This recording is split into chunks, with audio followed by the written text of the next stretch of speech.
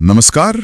आज हम देखने वाले हैं भारतीय भूगोल के एक बहुत ही महत्वपूर्ण टॉपिक, भारत की जनगणना पर आधारित कुछ सवाल जवाब, जो सभी प्रकार की परीक्षाओं के लिए बहुत ही महत्वपूर्ण है। जी, तो चलिए इस पर एक गहरी नजर डालते हैं। तो मेरा पहला सवाल है, भारत में पहली बार जनगणना कब हुई थी? आपके विकल्प हैं 1861 ईस्वी, 1872 ईस्वी, 1881 ईस्वी या 1882 ईस्वी। इसका सही उत्तर है 1872 ईस्वी। 1872। जी, वैसे ये जानना जरूरी है कि ये जनगणना पूरे ब्रिटिश भारत में एक साथ नहीं की गई थी, इसलिए इसे गैर समकालिक जनगणना भी कहते हैं। अच्छा, मतलब अलग अलग समय पर हुई थी। हाँ, इसका मुख्य उद्देश्य बस प्रशासन को बेहतर बनाने के लिए मतलब एक डेटा इकट्ठा करना था। तो फिर जो व्यवस्थित जनगणना है वो कब शुरू हुई? भारत में पहली व्यवस्थित और हम कह सकते हैं कि संपूर्ण जनगणना 1881 में हुई थी। उसे समकालिक जनगणना कहा जाता है। ठीक है। अगला सवाल इसी से जुड़ा है। भारत में पहली बार जनगणना किसके कार्यकाल में संपन्न हुई थी? विकल्प हैं Lord Lytton, Lord Ripon, Lord Mayo या लॉर्ड नॉर्थब्रुक। इसका सही उत्तर है लॉर्ड मेयो। Lord Mayo. जी, लॉर्ड मेयो 1869 से 1872 तक भारत के वाइसराय थे और उन्हीं के कार्यकाल में भारत के सांख्यिकीय सर्वेक्षण की स्थापना भी हुई थी। अच्छा। एक और बात, 1872 में ही अंडमान द्वीप समूह के पोर्ट ब्लेयर में उनकी हत्या कर दी गई थी। चलिए आगे बढ़ते हैं। भारत में जनगणना का क्रमवार आकलन कब से प्रति 10 वर्ष के अंतराल पर किया जा रहा है? और आपके विकल्प हैं 1872 ईस्वी, 1881 ईस्वी, 1891 ईस्वी या 1901 ईस्वी।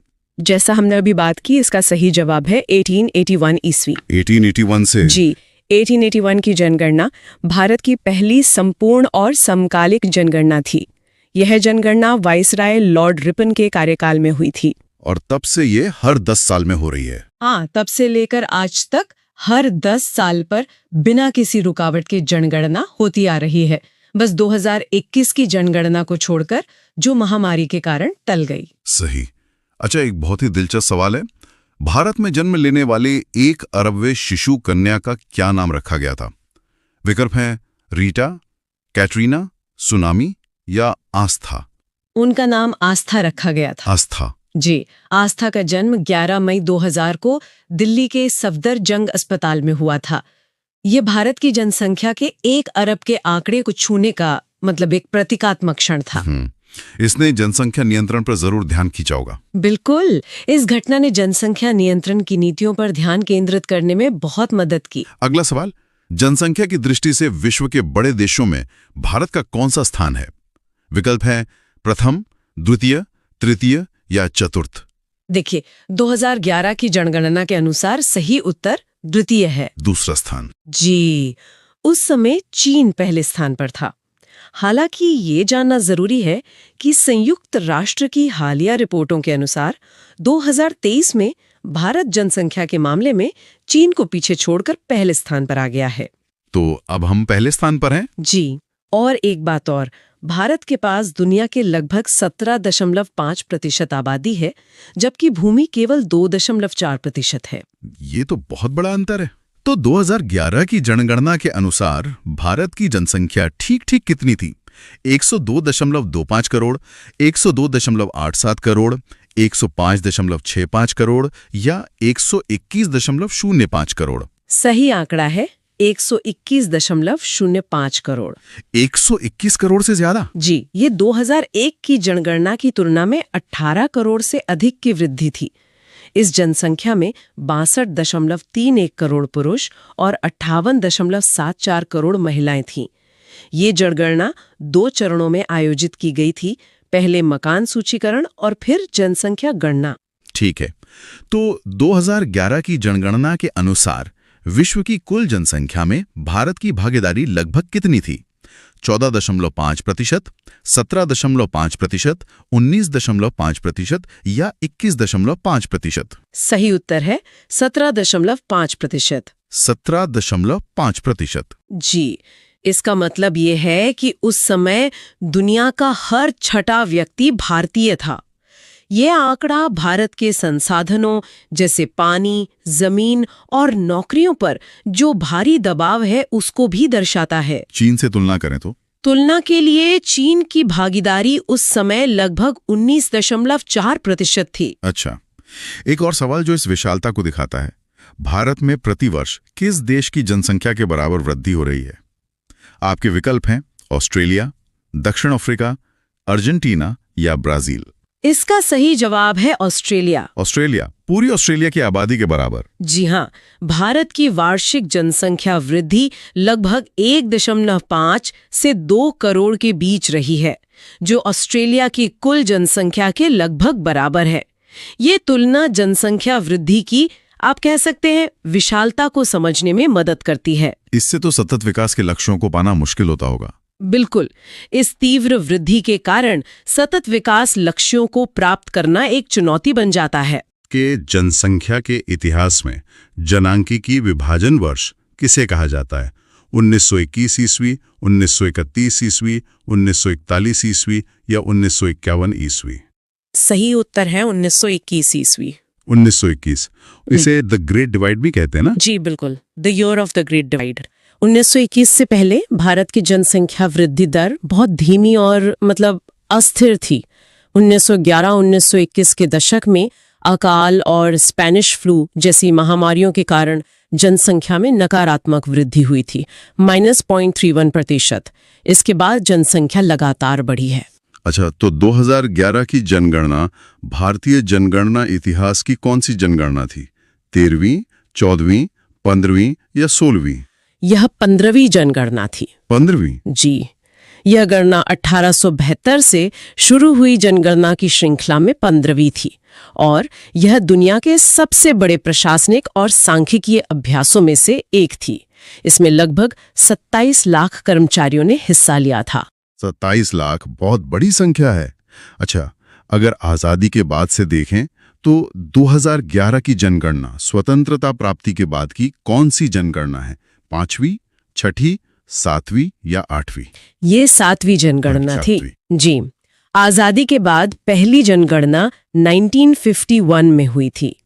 इसके बाद 1961, 71, 81, 91 और 2001 में जनगणनाएं हुईं। हर जनगणना एक तरह से देश की सामाजिक आर्थिक प्रगति का एक महत्वपूर्ण स्नैपशॉट हमें देती है। ये तो हम जानते हैं, लेकिन फिर भी पूछ लेते हैं, जनगणना कितने वर्ष में एक बार की जाती है? 15 वर्ष, प्रतिवर्ष, 5 वर्ष या 10 वर्ष? सही उत्तर है 10 वर्ष। 10 साल। जी, इस प्रक्रिया को दशकीय जनगणना या डिसेनियल सेंसस कहा जाता है। भारतीय संविधान के अनुच्छेद 246 के तहत जनगणना संघ का विषय है और यह गृह मंत्रालय के अधीन भारत के महापंजीयक और जनगणना आयुक्त द्वारा आयोजित की जाती है। अब कुछ राज्यों पर ध्यान देते हैं।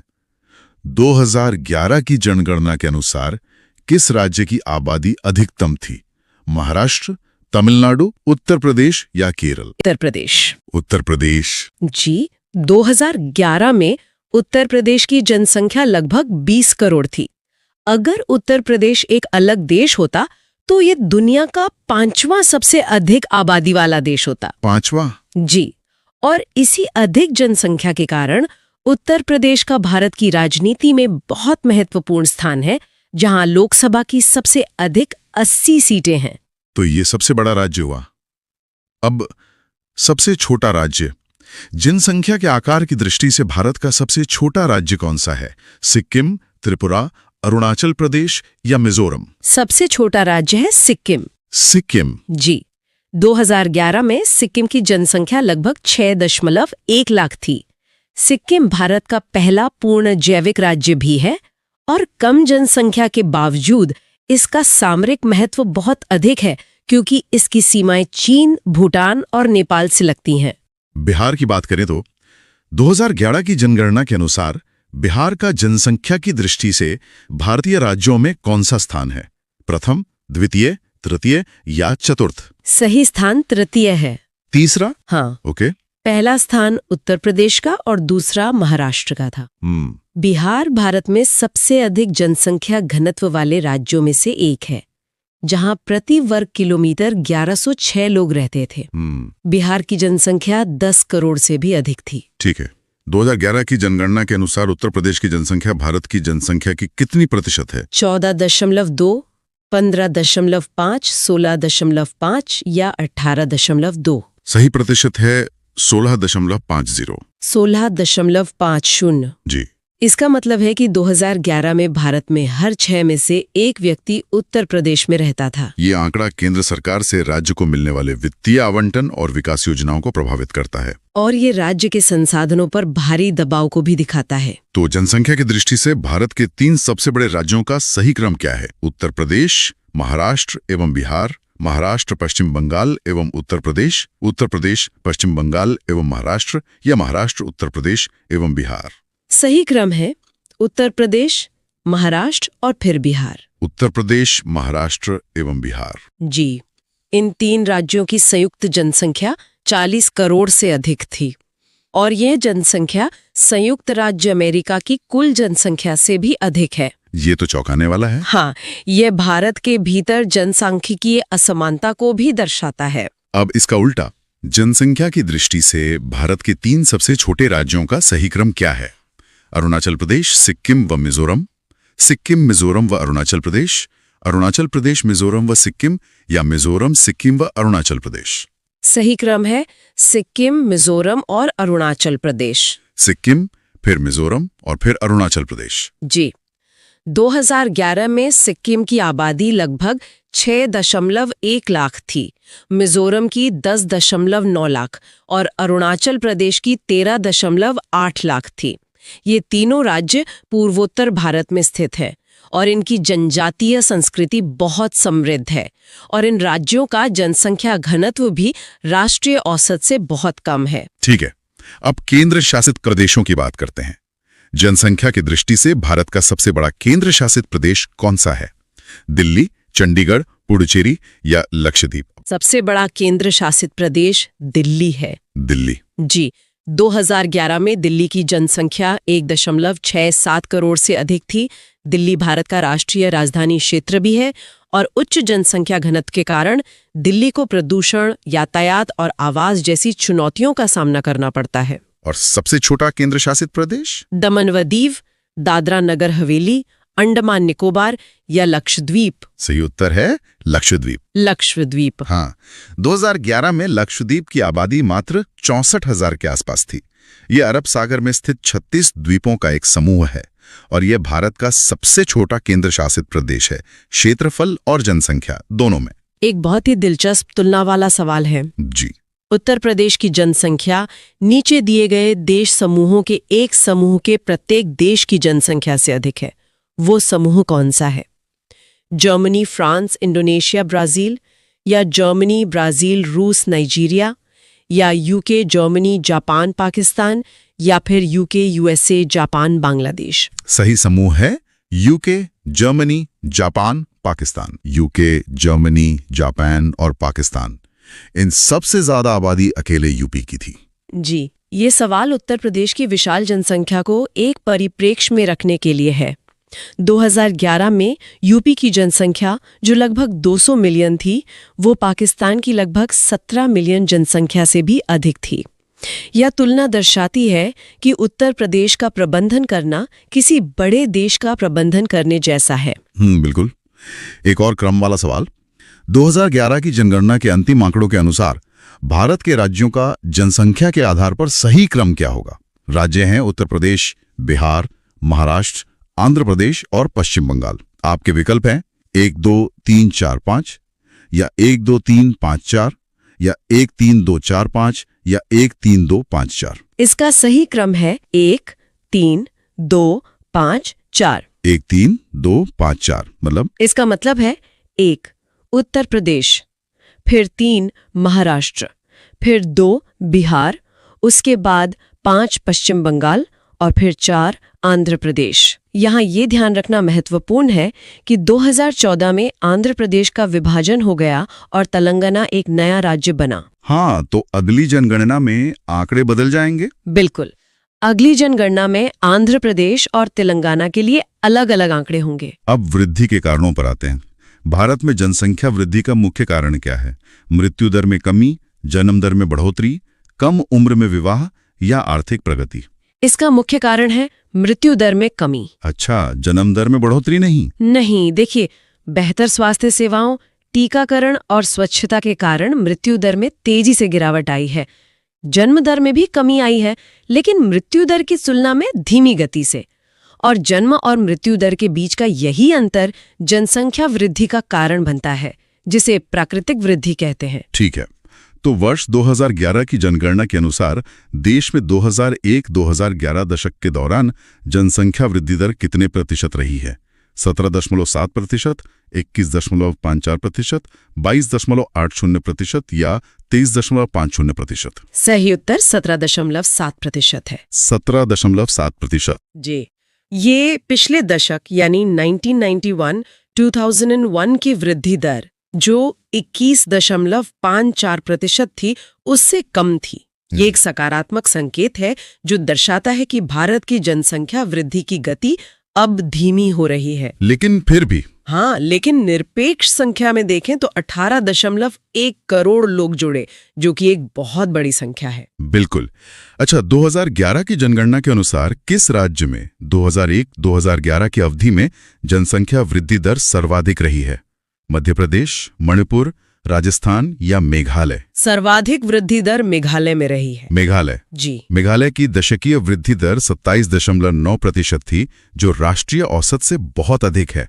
उच्च प्रजनन दर और आप्रवासन इसके मुख्य कारण माने जाते हैं। दूसरे स्थान पर अरुणाचल प्रदेश था 26% और तीसरे पर बिहार 25.4%। तो भारत की जनसंख्या की मौजूदा वार्षिक वृद्धि दर कितनी है? 1.64%, 2.14%, 2.54% या 2.62%? 2011 की जनगणना के आधार पर औसत वार्षिक वृद्धि दर 1.64%। 1.64%। जी, ये 2001-2011 दशक की कुल 17.7% दशकीय वृद्धि का वार्षिक औसत है। यह दर पिछली जनगणनाओं की तुलना में घट रही है।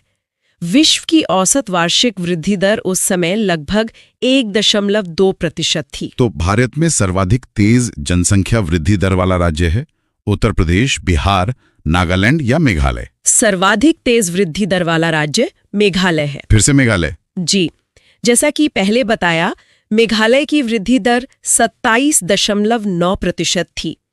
यह भारत के विभिन्न क्षेत्रों में मतलब जनसांख्यिकीय संक्रमण के विभिन्न चरणों को दर्शाता है। पूर्वोत्तर और कुछ उत्तरी राज्यों में वृद्धि दर दक्षिणी राज्यों की तुलना में अधिक है। तो फिर सबसे धीमी वृद्धि दर वाला राज्य कौन सा है? नागालैंड व केरल, कर्नाटक व असम, आंध्र प्रदेश व उड़ीसा या पंजाब व हरियाणा? सही उत्तर है नागालैंड और केरल। नागालैंड और केरल? हाँ, नागालैंड ने तो -0.6% की नकारात्मक वृद्धि दर दर्ज की, जो एक असाधारण मामला था। और केरल की वृद्धि दर 4.9% थी, जो सभी प्रमुख राज्यों में सबसे कम थी। केरल में कम क्यों है? केरल की कम वृद्धि दर उच्च साक्षरता, बेहतर स्वास्थ्य सेवा और सामाजिक जागरूकता का परिणाम है। ठीक है, तो निम्नलिखित में से कौन से राज्य समूह में 2001-2011 की अवधि में सर्वाधिक जनसंख्या वृद्धि प्रतिशत में अंकित की गई? राजस्थान, गुजरात और पंजाब, तमिलनाडु, महाराष्ट्र और गुजरात, महाराष्ट्र, गुजरात और केरल या मेघालय, अरुणाचल प्रदेश और बिहार? सही समूह है मेघालय, अरुणाचल प्रदेश और बिहार।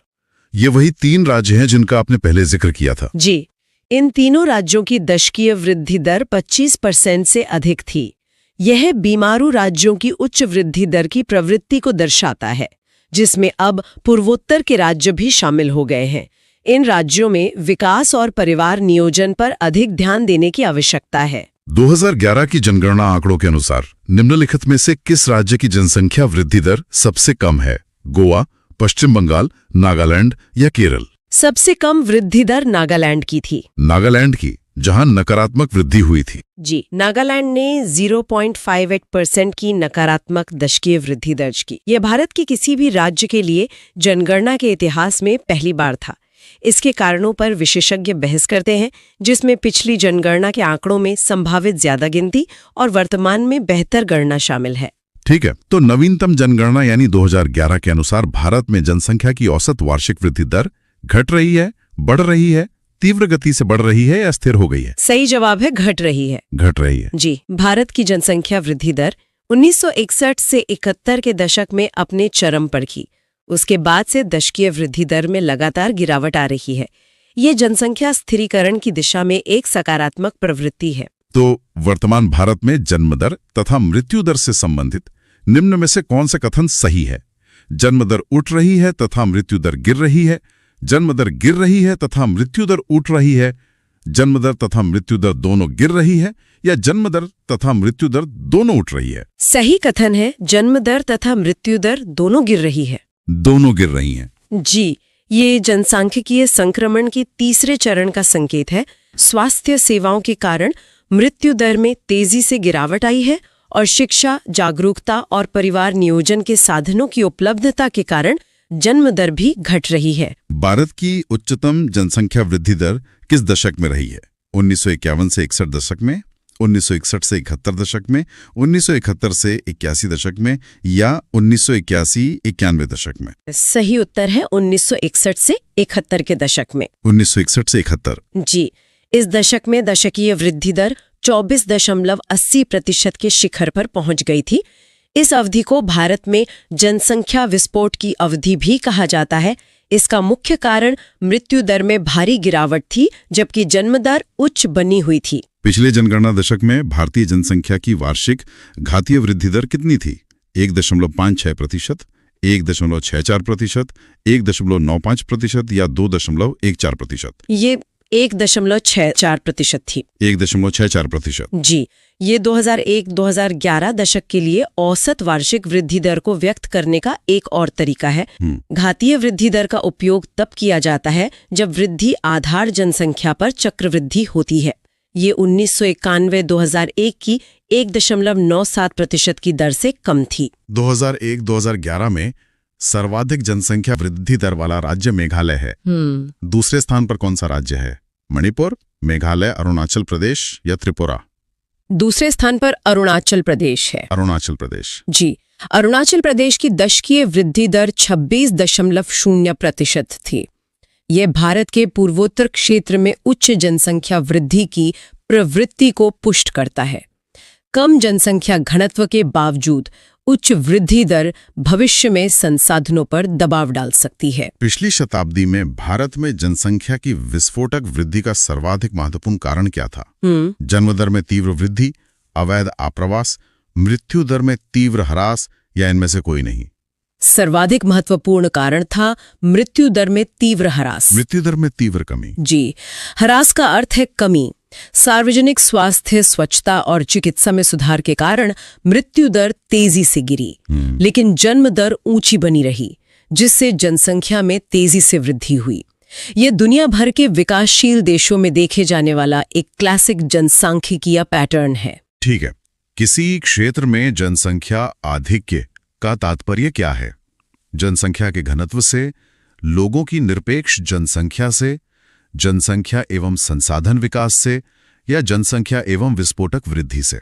इसका तात्पर्य है जनसंख्या एवं संसाधन विकास से। जनसंख्या और संसाधन विकास से मतलब जनसंख्या आधिक्य या अति जनसंख्या का मतलब सिर्फ लोगों की संख्या नहीं है, बल्कि संसाधनों की उपलब्धता के सापेक्ष लोगों की संख्या है। एक क्षेत्र कम आबादी के साथ भी अति जनसंख्या वाला हो सकता है यदि उसके पास पर्याप्त संसाधन नहीं है। वहीं तकनीकी विकास संसाधनों की वहन क्षमता को बढ़ा सकता है। उत्तर प्रदेश में किस दशक में उच्चतम जनसंख्या वृद्धि हुई? 1951-61, 1961-71, 1971-81 या 1990? सही उत्तर है 1961-71। 1961-71 जो राष्ट्रीय प्रवृत्ति भी थी, वृद्धि का शिखर था। इस दशक में उत्तर प्रदेश की वृद्धि दर भी अपने उच्चतम स्तर पर थी। इसके बाद परिवार नियोजन कार्यक्रमों के प्रभाव से वृद्धि दर में गिरावट शुरू हुई। निम्नलिखित में कौन जनसंख्या वृद्धि का प्रमुख कारण नहीं है? गर्म जलवायु, निर्धनता, चिकित्सा सुविधा या अशिक्षा? इसमें से प्रमुख कारण नहीं है चिकित्सा सुविधा। चिकित्सा सुविधा।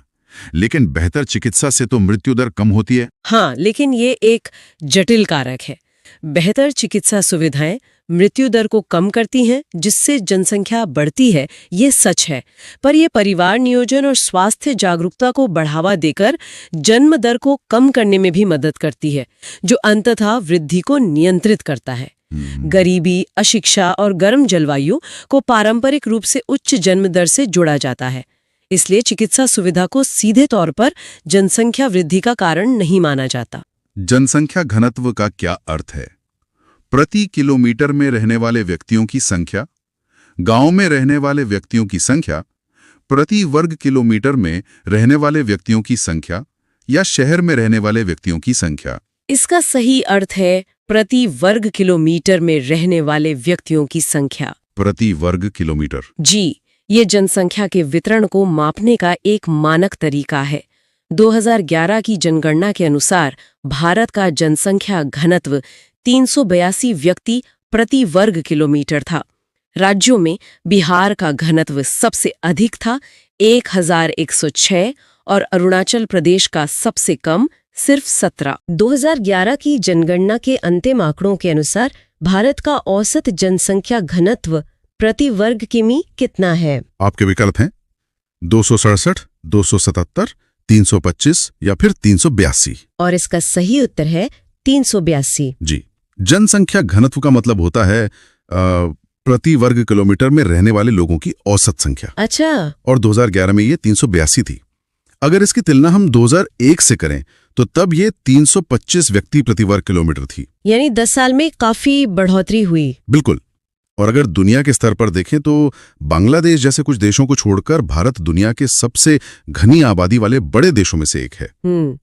अगला प्रश्न, 2011 की जनगणना के अनुसार भारत में निम्नलिखित राज्यों में से सबसे अधिक जनसंख्या घनत्व वाला राज्य कौन सा है? विकल्प हैं पश्चिम बंगाल, केरल, उत्तर प्रदेश, बिहार। और सही जवाब है बिहार। जी, 2011 में बिहार का जनसंख्या घनत्व 1106 व्यक्ति प्रति वर्ग किलोमीटर था, जो देश में सबसे ज्यादा था। 1106। हाँ। दूसरे स्थान पर पश्चिम बंगाल था, जिसका घनत्व 1028 था, और तीसरे पर केरल 860 के साथ। अच्छा, और एक दिलचस्प बात ये भी है ना, कि 2001 में पश्चिम बंगाल टॉप पर था। बिल्कुल सही। 2011 में बिहार ने पश्चिम बंगाल को पीछे छोड़ा दिया। ठीक है, तो अब सबसे कम की बात करते हैं। 2011 की जनगणना के अंतिम आंकड़ों के अनुसार भारत का सबसे कम जनसंख्या घनत्व वाला राज्य है, और ऑप्शंस हैं मिजोरम, अरुणाचल प्रदेश, मणिपुर या त्रिपुरा। सही उत्तर है अरुणाचल प्रदेश। जी, अरुणाचल प्रदेश का जनसंख्या घनत्व जानकर तो मतलब हैरानी होती है। कितना है? सिर्फ 17 व्यक्ति प्रति वर्ग किलोमीटर। सिर्फ 17? हाँ। और अगर हम केंद्र शासित प्रदेशों की बात करें तो अंडमान और निकोबार द्वीप समूह का घनत्व सबसे कम था। चलिए वापस बिहार पर आते हैं। 2011 की जनगणना के अनुसार बिहार का जनसंख्या घनत्व कितना व्यक्ति प्रति वर्ग किमी है? विकल्प है 689, 819, 881, 1106। 1106। जी, ये आंकड़ा राष्ट्रीय औसत जो 382 है उससे लगभग 3 गुना ज्यादा है। 3 times। हाँ। और अगर हम बिहार के अंदर भी देखें तो सबसे घने जिलों में शिवहर जैसे जिले आते हैं और सबसे कम घने में कैमूर। अच्छा। अब अगला सवाल, भारत के बीमारू राज्यों में सबसे घना आबाद राज्य है? बिहार, मध्य प्रदेश, राजस्थान, उत्तर प्रदेश। इसका सही उत्तर है बिहार। जी, बीमारू शब्द बिहार, मध्य प्रदेश, राजस्थान और उत्तर प्रदेश के लिए इस्तेमाल किया जाता था। और इन चारों राज्यों में, जैसे हमने अभी देखा, बिहार का जनसंख्या घनत्व 1096 के साथ सबसे ज्यादा है। ठीक है, अब उत्तर प्रदेश की बात। वर्ष 2011 की जनगणना के अनुसार उत्तर प्रदेश राज्य का जन घनत्व है। विकल्प हैं 904, 881, 819, 829। सही उत्तर है 829। जी, उत्तर प्रदेश का जनघनत्व 829 व्यक्ति प्रति वर्ग किलोमीटर है। ये राष्ट्रीय औसत से तो काफी ज्यादा है। हाँ। लेकिन एक बात ध्यान देने वाली है कि जनसंख्या के मामले में यूपी भारत का सबसे बड़ा राज्य है, पर घनत्व के मामले में ये चौथे स्थान पर आता है। अगला प्रश्न, भारत में निम्नांकित महानगरीय नगरों में से किसका जनसंख्या घनत्व सबसे कम है? मुंबई, कोलकाता, दिल्ली या फिर चेन्नई? और सही उत्तर है चेन्नई। जी, इन चारों महानगरों में से 2011 के आंकड़ों के अनुसार चेन्नई का जनसंख्या घनत्व सबसे कम था। और सबसे ज्यादा घनत्व दिल्ली के राष्ट्रीय राजधानी क्षेत्र का था। महानगर की परिभाषा होती है मतलब एक बहुत बड़ा और घनी आबादी वाला शहर। अच्छा, अब एक मैच द कॉलम टाइप का सवाल है। सूची आई को सूची 2 से सुमिलित करना है। सूची आई में राज्य है बिहार, केरल, उत्तर प्रदेश, पश्चिम बंगाल। और सूची 2 में जनसंख्या घनत्व दिए गए हैं 1028, 1106, 860, 829। तो इसका सही मिलान कुछ इस तरह होगा। जी, बिहार का घनत्व है 1106, ठीक है। केरल का 860, उत्तर प्रदेश का 829 और पश्चिम बंगाल का 1028। इनके घनत्व में जो अंतर है उसके पीछे भौगोलिक कारण भी होंगे, है ना? बिल्कुल, जैसे बिहार और बंगाल के मैदानी इलाके घने बसे हैं, वहीं दूसरे राज्यों की भौगोलिक स्थिति अलग है। अगला सवाल, सर्वोच्च जनसंख्या घनत्व के अवरोही क्रम में भारतीय राज्यों का सही अनुक्रम क्या है? विकल्प थोड़े लंबे हैं। पहला, केरल, पश्चिम बंगाल, उत्तर प्रदेश एवं बिहार। दूसरा, उत्तर प्रदेश, पश्चिम बंगाल, केरल एवं तमिलनाडु। तीसरा, पश्चिम बंगाल, केरल, बिहार एवं उत्तर प्रदेश। और चौथा, बिहार, पश्चिम बंगाल, केरल एवं उत्तर प्रदेश।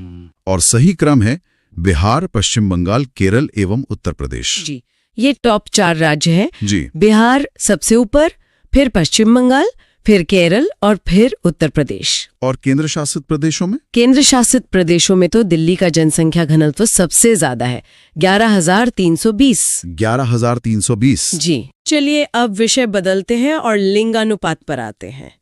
लिंगानुपात का परिकलन कैसे किया जाता है? विकल्प हैं देश में प्रति 1000 लोगों पर बच्चों की संख्या, देश में प्रति 100 महिलाओं पर पुरुषों की संख्या, देश में प्रति 1000 पुरुष पर महिलाओं की संख्या, या देश में प्रति 100 बच्चों पर लोगों की संख्या। सही उत्तर है देश में प्रति 1000 पुरुष पर महिलाओं की संख्या। हाँ, ये एक बहुत ही महत्वपूर्ण सामाजिक संकेतक है। सही बात है। ये समाज में महिलाओं की स्थिति को दर्शाता है। इसी में एक और अवधारणा होती है बाल लिंगानुपात की, जो 0 से 6 वर्ष के बच्चों के लिए होती है। ठीक है, तो 2011 की जनगणना के अनुसार भारत में प्रति 1000 पुरुषों पर महिलाओं की संख्या कितनी है? 927, 933, 936 या 943। सही उत्तर है 943। जी, 2011 में भारत का लिंगानुपात 943 था। अगर इसकी तुलना 2001 से करें तो तब ये 933 था। मतलब 10 अंकों का सुधार हुआ। हाँ, और इसमें भी ग्रामीण और शहरी क्षेत्रों में अंतर है। ग्रामीण लिंगानुपात 949 था, जबकि शहरी 929। अच्छा, अगला सवाल पिछले सवाल जैसा ही है, बस पूछने का तरीका अलग है। 2011 की जनगणना के अनुसार भारत में जनसंख्या का पुरुष स्त्री अनुपात क्या है? 1000.933, 1000.935, 1000.941 या 1000.943। और सही उत्तर है 1000.943। जी। और अगर हम इसकी तुलना दुनिया के औसत से करें तो विश्व का औसत लिंगानुपात लगभग 984 महिलाएं प्रति 1000 पुरुष है। तो हम अभी भी वैश्विक औसत से पीछे हैं। हाँ, अभी काफी लंबा रास्ता तय करना है। अगला प्रश्न, 2011 की जनगणना के अनुसार भारत में स्त्री पुरुष अनुपात में थोड़ी सी वृद्धि हुई है, थोड़ी सी गिरावट आई है, एकदम कमी आई है, या कोई परिवर्तन नहीं हुआ है? इसका सही जवाब है थोड़ी सी वृद्धि हुई है। जी, जैसा हमने अभी बात की, 2001 में ये 933 था और 2011 में 943 हो गया। हाँ, तो ये 10 अंकों की वृद्धि एक सकारात्मक बदलाव है, और इसके पीछे बेटी बचाओ बेटी पढ़ाओ जैसी सरकारी पहलों का भी योगदान हो सकता है। बिल्कुल। अब भारत के किस राज्य में महिलाओं की संख्या पुरुषों से अधिक है?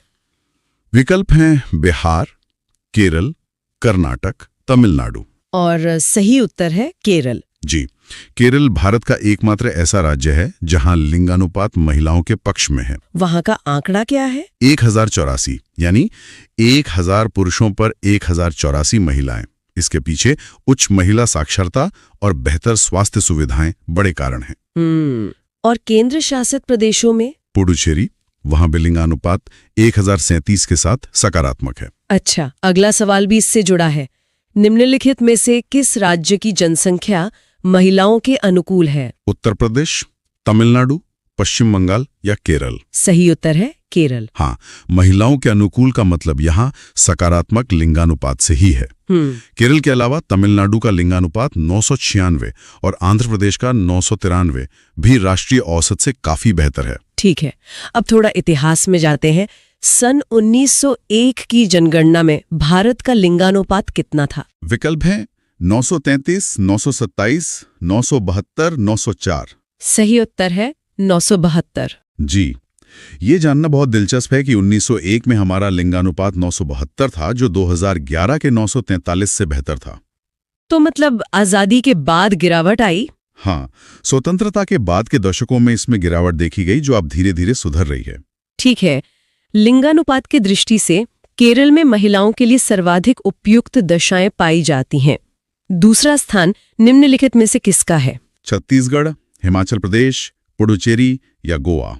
सही उत्तर है पुडुचेरी। जी, यहाँ सवाल में राज्यों और केंद्र शासित प्रदेशों दोनों को मिलाकर रैंकिंग पूछी गई है। अच्छा, तो केरल 1084 के बाद दूसरा स्थान, पुडुचेरी 1037 का आता है। अगर सिर्फ राज्यों की बात करें तो केरल के बाद तमिलनाडु 996 है। समझ गई।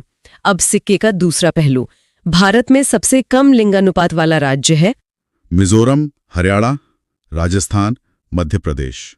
और इसका सही उत्तर है हरियाणा। हाँ, हरियाणा का लिंगानुपात 879 था, जो कि एक बड़ी चिंता का विषय है। और केंद्र शासित प्रदेशों में सबसे कम? वो दमन और दीव था, जहां ये आंकड़ा सिर्फ 618 था। अब बात करते हैं बाल लिंगानुपात की। राष्ट्रीय जनगणना 2011 के अनुसार 6 वर्ष से कम आयु के बच्चों का लिंगानुपात है 919, 933, 945 या 972। सही उत्तर है 919। जी, और ये एक बहुत ही चिंताजनक आंकड़ा है। क्यों? क्योंकि 2001 में ये 927 था। मतलब समग्र लिंगानुपात तो बढ़ा, लेकिन बाल लिंगानुपात में गिरावट आई। ये तो बहुत गंभीर बात है। बिल्कुल। सबसे ज्यादा बाल लिंगानुपात अरुणाचल प्रदेश 972 में और सबसे कम हरियाणा 834 में था। अगला प्रश्न, निम्नलिखित में से कौन सही नहीं है? पहला कथन, केरल में स्त्री पुरुष अनुपात महिलाओं के पक्ष में है। दूसरा, भारत में लिंगानुपात 943 हो गया है। तीसरा, चंडीगढ़ में लिंगानुपात देश में सबसे कम है। चौथा, पुडुचेरी में स्त्री पुरुष अनुपात महिलाओं के पक्ष में है। जो कथन सही नहीं है वो है चंडीगढ़ में लिंगानुपात देश में सबसे कम है। जी, ये कथन गलत है। सबसे कम लिंगानुपात वाला राज्य हरियाणा है। और केंद्र शासित प्रदेशों में? दमन और दीव। चंडीगढ़ का लिंगानुपात 818 है, जो बहुत कम तो है, लेकिन सबसे कम नहीं। ठीक है, अब राज्यों के क्रम से जुड़ा एक सवाल। राष्ट्रीय जनगणना 2011 के अनुसार लिंगानुपात के संदर्भ में राज्यों का आरोही क्रम है? पहला विकल्प मध्य प्रदेश, छत्तीसगढ़, तमिलनाडु, केरल। दूसरा, केरल, तमिलनाडु, छत्तीसगढ़, मध्य प्रदेश। तीसरा, केरल, मध्य प्रदेश, छत्तीसगढ़, तमिलनाडु। चौथा, छत्तीसगढ़, मध्य प्रदेश, तमिलनाडु, केरल। और सही आरोही यानी बढ़ता हुआ क्रम है मध्य प्रदेश, छत्तीसगढ़, तमिलनाडु, केरल। जी, अगर हम आंकड़े देखें तो मध्य प्रदेश का 931 है, छत्तीसगढ़ का 991, तमिलनाडु का 996 और केरल का 1084। इससे क्रम बिल्कुल स्पष्ट हो जाता है। हाँ। अगला सवाल, 2011 की जनगणना के अनुसार भारत के वृहत नगरों में सर्वाधिक प्रतिकूल यौन अनुपात कहाँ मिलता है? कोलकाता, चेन्नई, दिल्ली या मुंबई? सही उत्तर है मुंबई। जी, बड़े शहरों में अक्सर रोजगार के लिए पुरुषों का प्रवास ज्यादा होता है।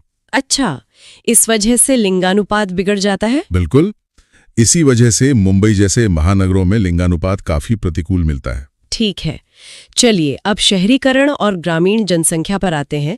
सन 2011 की जनगणना के अनुसार ग्रामीण जनसंख्या का सबसे अधिक अनुपात किस राज्य में है? हिमाचल प्रदेश, राजस्थान, मध्य प्रदेश या बिहार? सही उत्तर है हिमाचल प्रदेश। जी, हिमाचल प्रदेश की लगभग 90% आबादी ग्रामीण है, जो देश में सबसे ज्यादा है। और सबसे कम ग्रामीण आबादी वाला? वो गोवा है। तो इसका मतलब भारत का सर्वाधिक नगरीकरण वाला राज्य गोवा हुआ? हाँ, आपका अगला सवाल भी यही है। विकल्प हैं पश्चिम बंगाल, महाराष्ट्र, गुजरात, गोवा।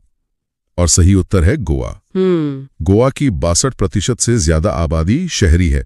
प्रतिशत के हिसाब से गोवा टॉप पर है। लेकिन अगर कुल शहरी आबादी की बात करें तो महाराष्ट्र सबसे आगे है। अच्छा, ये एक जरूरी अंतर है। तो फिर 2011 की जनगणना में भारत ने ग्रामीण जनसंख्या का प्रतिशत कितना था? 68.8%, 72.2%, 74.29% या 76.7%? सही उत्तर है 68.8%। जी, इसका मतलब ये हुआ कि शहरी जनसंख्या का प्रतिशत 31.2% था। और अगर आप 2001 से तुलना करें तो पता चलता है कि शहरीकरण की प्रवृत्ति लगातार बढ़ रही है। ठीक है, अब एक और क्रम वाला सवाल। राज्य की कुल जनसंख्या में नगरीय जनसंख्या के अनुपात के आधार पर निम्नलिखित राज्यों का सही क्रम क्या होगा? राज्य हैं मिजोरम, गोवा, महाराष्ट्र, तमिलनाडु, गुजरात। इसमें कोई विकल्प नहीं है, सीधा क्रम बताना है। हाँ, तो सही क्रम होगा सबसे पहले गोवा, फिर मिजोरम, उसके बाद तमिलनाडु, फिर महाराष्ट्र और आखिर में गुजरात। क्या आप इनका प्रतिशत बता सकते हैं? जरूर। गोवा 62.2%, मिजोरम 52.1%, तमिलनाडु 48.4%, महाराष्ट्र 45.2% और गुजरात 42.6%। ठीक है, अब 2011 की जनगणना के अनुसार 10 लाख से अधिक जनसंख्या वाले नगरों की संख्या कितनी है? 23, 29, 35 या 53? सही उत्तर है 53। जी, इन शहरों को मिलियन प्लस सिटी या मेट्रोपॉलिटन शहर कहते हैं। और ये संख्या तेजी से बढ़ रही है ना? बहुत तेजी से। 2001 में इनकी संख्या सिर्फ 35 थी। एक दशक में 18 नए शहर जुड़ गए। अगला सवाल। भारत के 3 सर्वाधिक नगरीकृत राज्यों का सही अवरोही क्रम है। विकल्प हैं गोवा, मिजोरम व तमिलनाडु।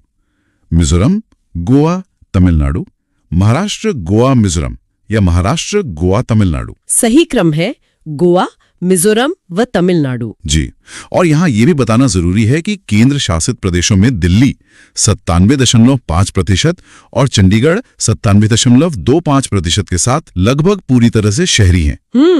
अब इन विकल्पों में से बताइए, निम्नलिखित में से सबसे अधिक नगरीकृत राज्य कौन सा है? उत्तर प्रदेश, गुजरात, महाराष्ट्र, पश्चिम बंगाल। सही उत्तर है महाराष्ट्र। हाँ, यहाँ ये समझना जरूरी है कि सवाल दिए गए विकल्पों में से पूछ रहा है। सही। इन चारों में महाराष्ट्र 45.2% के साथ सबसे अधिक नगरीकृत है। वैसे पूरे भारत में गोवा टॉप पर है। ठीक है, अगला सवाल भी इसी से जुड़ा है। 2011 की जनगणना के अनुसार निम्नलिखित में सर्वाधिक नगरीय जनसंख्या का प्रतिशत किस राज्य में है? उत्तर प्रदेश, गोवा, तमिलनाडु, केरल। इसका सही उत्तर है गोवा। जी, ये सीधा सवाल है। गोवा का पर्यटन आधारित विकास और उसका छोटा आकार दोनों ही इसके उच्च शहरीकरण में योगदान करते हैं। और 2011 की जनगणना के अनुसार भारत की कुल जनसंख्या में नगरीय जनसंख्या का कितना प्रतिशत है? 31.8%, 30.8%, 32.2% या 31.2%? सही उत्तर है 31.2%। जी, और एक बहुत ही महत्वपूर्ण बात यह है कि 2011 में पहली बार ऐसा हुआ था क्या कि शहरी जनसंख्या में जो कुल वृद्धि हुई वो ग्रामीण जनसंख्या में हुई कुल वृद्धि से ज्यादा थी। ओह, ये तो भारत के शहरीकरण में एक बहुत बड़ा मोड़ है। बिल्कुल। तो नगरीकरण की दृष्टि से भारत है एक उच्च नगरीकृत देश, एक निम्न नगरीकृत देश, एक उच्च मध्यम नगरीकृत देश या एक मध्यम निम्न नगरीकृत देश? सही उत्तर है एक मध्यम निम्न नगरीकृत देश। हाँ, अगर हम इसकी तुलना चीन से करें जहां लगभग 60% शहरीकरण है या विकसित देशों से जहां 80% से भी ज्यादा है, तो हम समझ सकते हैं कि हम इस श्रेणी में क्यों हैं। अगला सवाल। मेट्रोपॉलिटन नगर की जनसंख्या होती है 10 लाख से अधिक, 15 लाख से अधिक, 40 लाख से अधिक या 50 लाख से अधिक? सही उत्तर है 10 लाख से अधिक। जी, मुंबई, दिल्ली, कोलकाता, चेन्नई, बेंगलुरु, हैदराबाद ये सभी भारत के कुछ प्रमुख मेट्रोपॉलिटन शहर हैं। और मेगालोपोलिस सामान्यतः कितनी जनसंख्या वाले नगर होते हैं? 45 लाख से अधिक, 50 लाख से अधिक, 55 लाख से अधिक या 60 लाख से अधिक? सही उत्तर है 50 लाख से अधिक। जी, मेगालोपोलिस की अवधारणा थोड़ी अलग है। ये अक्सर कई शहरों के आपस में मिल जाने से बनता है। जैसे? भारत में मुंबई और दिल्ली को इस श्रेणी में रखा जा सकता है। अच्छा, अब भारतीय जनसंख्या आयोग द्वारा नगर की परिभाषा के लिए कुछ मानक निर्धारित हैं। पहला, 75% कार्यशील पुरुष गैर कृषि कार्यों में लगे हों। दूसरा, न्यूनतम जनसंख्या घनत्व 400 व्यक्ति प्रति वर्ग किलोमीटर हो। और तीसरा, उस स्थान की जनसंख्या 5000 से अधिक हो। तो इनमें से कौन कौन से मानक जरूरी हैं? पहला, दूसरा और तीसरा, पहला और तीसरा या दूसरा और तीसरा? सही उत्तर है पहला, दूसरा और तीसरा, यानी तीनों मानक आवश्यक हैं। जी, ये असल में जनगणना शहर यानी सेंसस टाउन की परिभाषा है।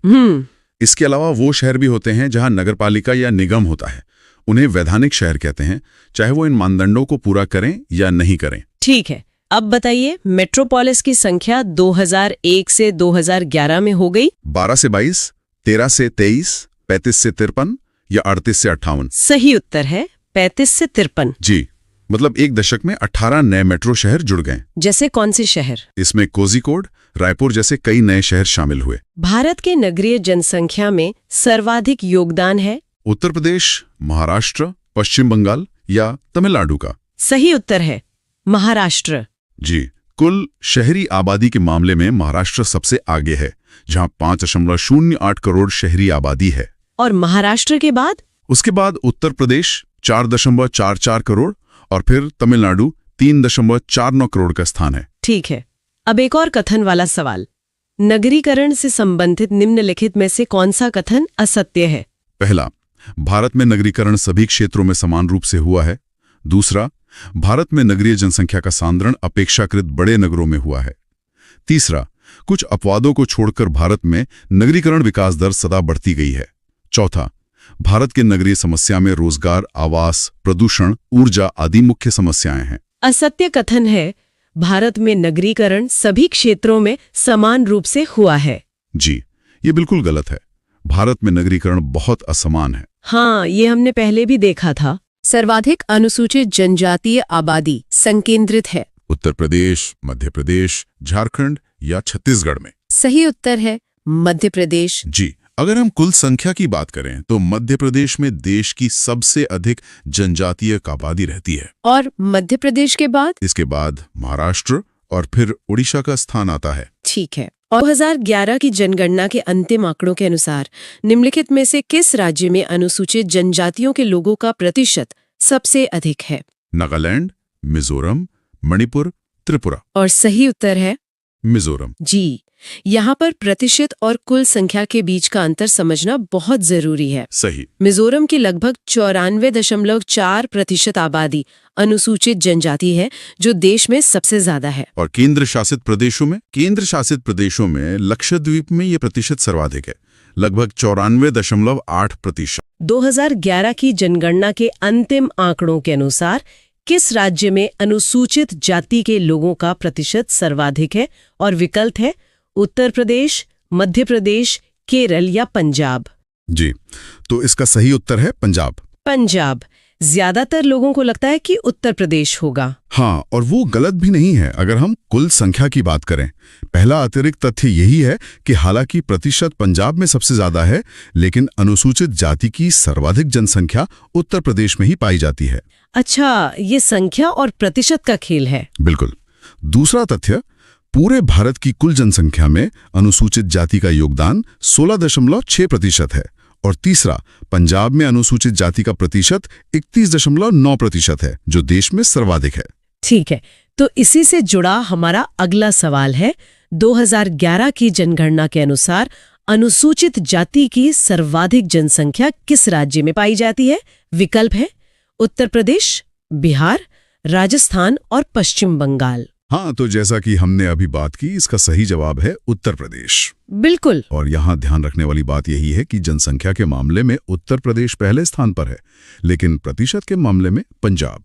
एक और फैक्ट ये है कि उत्तर प्रदेश भारत का सबसे अधिक जनसंख्या वाला राज्य भी है, जहाँ लगभग 20 करोड़ लोग रहते हैं। जी। और इसके विपरीत अगर हम अनुसूचित जनजाति की बात करें तो उनकी सर्वाधिक जनसंख्या मध्य प्रदेश में है। अच्छा, तो अनुसूचित जनजाति के लिए मध्य प्रदेश। चलिए इसी पर अगला सवाल लेते हैं। किस राज्य में अनुसूचित जनजाति की जनसंख्या सर्वाधिक है? और विकल्प हैं केरल, महाराष्ट्र, बिहार और मध्य प्रदेश। जी, इसका सही जवाब है मध्य प्रदेश। ठीक है, लेकिन यहां भी एक पेंच है। जबकि सबसे ज्यादा जनसंख्या मध्य प्रदेश में है, कुल जनसंख्या में अनुसूचित जनजातियों का उच्चतम अनुपात लक्षद्वीप में है। ओह, लक्षद्वीप में, ये तो काफी दिलचस्प है। और भारत की कुल जनसंख्या में अनुसूचित जनजातीय आबादी का योगदान 8.6% है। एक और बात, कुछ राज्य और केंद्र शासित प्रदेश जैसे दिल्ली और हरियाणा में कोई अभिज्ञात जनजातीय समुदाय नहीं है। ठीक है, तो वापस अनुसूचित जाति पर आते हैं प्रतिशत के लिहाज से। कुल जनसंख्या में अनुसूचित जातियों का उच्चतम अनुपात किस राज्य में है?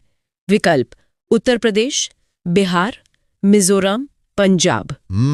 जैसा कि हमने पहले ही सवाल में चर्चा की थी, इसका जवाब है पंजाब। हाँ, ये प्रतिशत वाला सवाल है। जी, ये सवाल प्रतिशत के बारे में है, जहां पंजाब सबसे आगे है।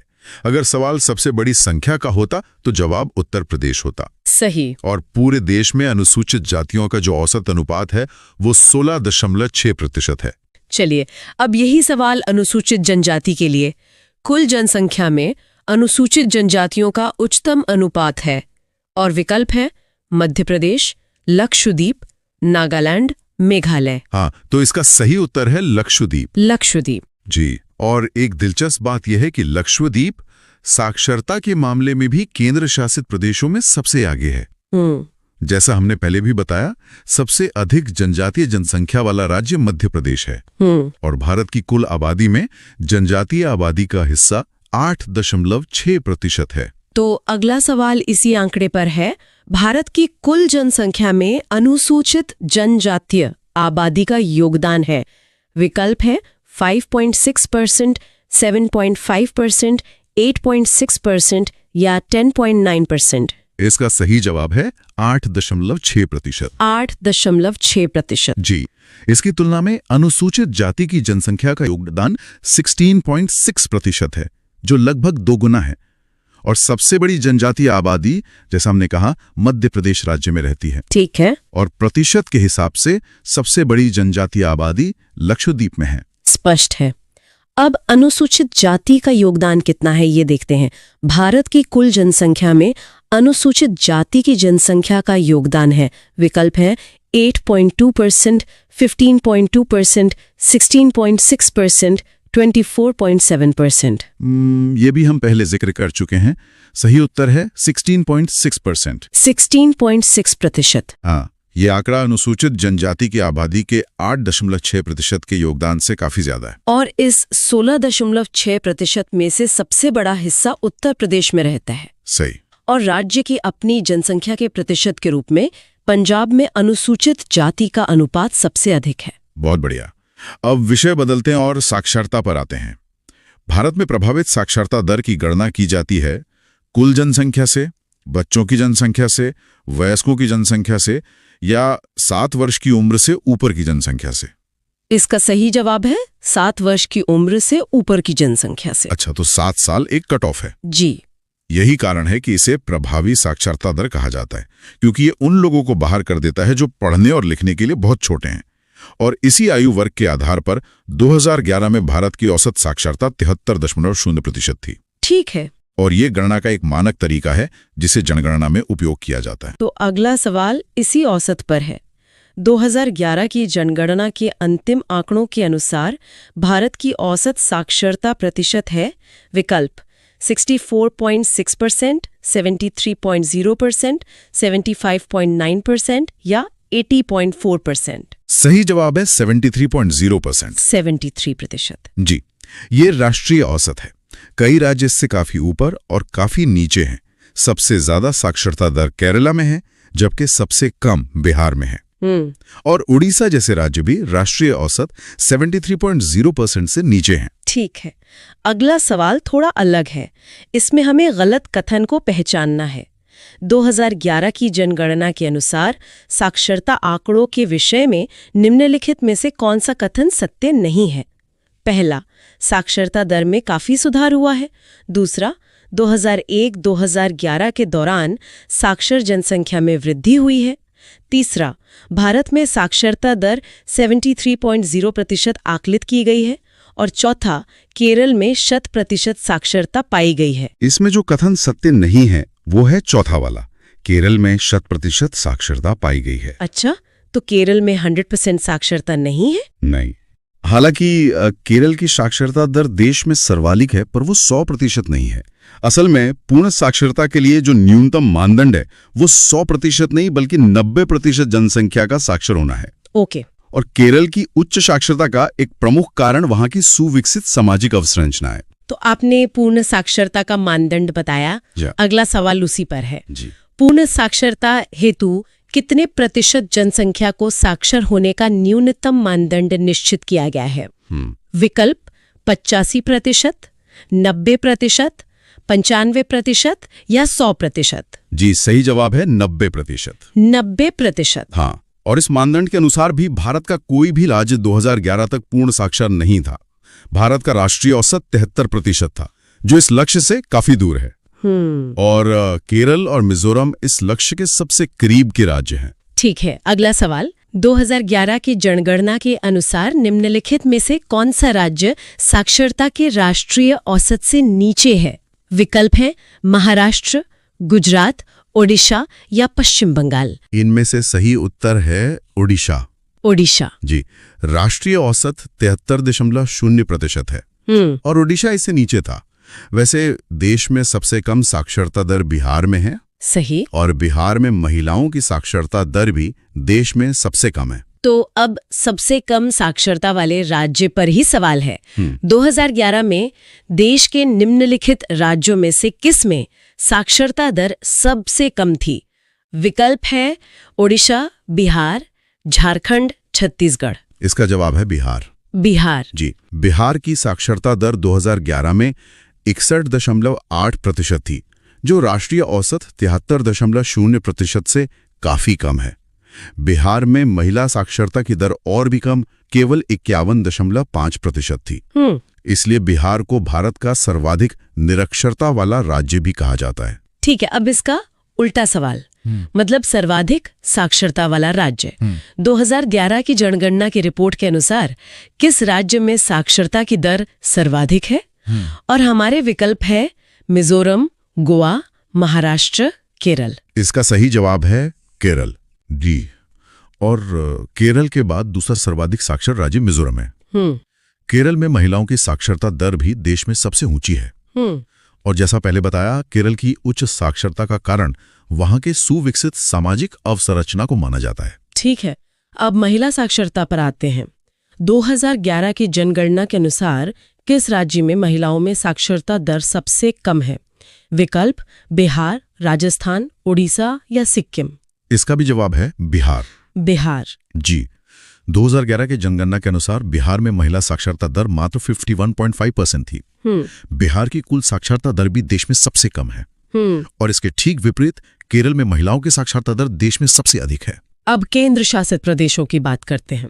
2011 की जनगणना के अनुसार किस केंद्र शासित प्रदेश में साक्षरता प्रतिशत अधिकतम है?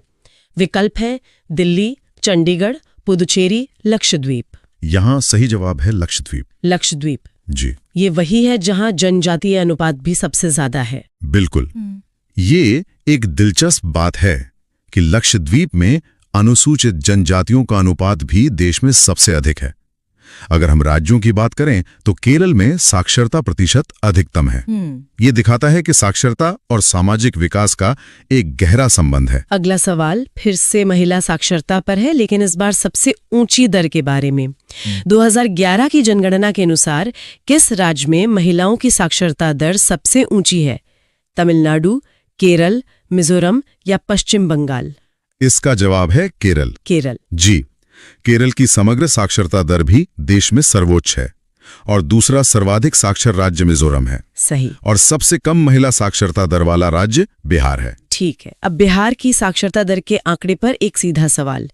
बिहार में साक्षरता की वर्तमान स्थिति है 47.00%, 54.16%, 60.32% या 61.8%। इसका सही उत्तर है 61.8%। ये 2011 के आंकड़ों के अनुसार है। 61.8%। जी, यह दर भारत के सभी राज्यों में सबसे कम है और बिहार में महिला साक्षरता दर इससे भी कम, केवल 51.5% है। जबकि भारत का राष्ट्रीय साक्षरता औसत 73.0% है।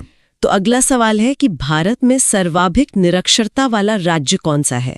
विकल्प है बिहार, झारखंड, जम्मू कश्मीर, अरुणाचल प्रदेश। इसका सही जवाब है बिहार। बिहार। जी, सबसे कम साक्षरता दर का मतलब ही सर्वाधिक निरक्षरता है। बिहार की साक्षरता दर, जैसा हमने कहा, 61.8% है। ठीक है। और एक अतिरिक्त जानकारी, बिहार जनसंख्या घनत्व के मामले में भी राज्यों में पहले स्थान पर है। अच्छा। अब केरल की उच्च साक्षरता के कारण पर एक सवाल है। केरल राज्य के उच्च साक्षरता का कारण है सुदृढ़ अर्थव्यवस्था, पिछड़ी जातियों की अनुपस्थिति, सुविकसित सामाजिक अवसंरचना या उच्च नगरीकृत समाज। इसका सबसे सटीक कारण है सुविकसित सामाजिक अवसंरचना। सुविकसित सामाजिक अवसंरचना। हाँ, इस अवसंरचना में स्कूल, कॉलेज और स्वास्थ्य सेवाओं तक बेहतर पहुंच शामिल है। और इसी वजह से केरल में न केवल समग्र साक्षरता बल्कि महिला साक्षरता भी देश में सर्वोच्च है। सही। और केरल और मिजोरम भारत के 2 सर्वाधिक साक्षर राज्य हैं। चलिए, अगला सवाल इसी पर है।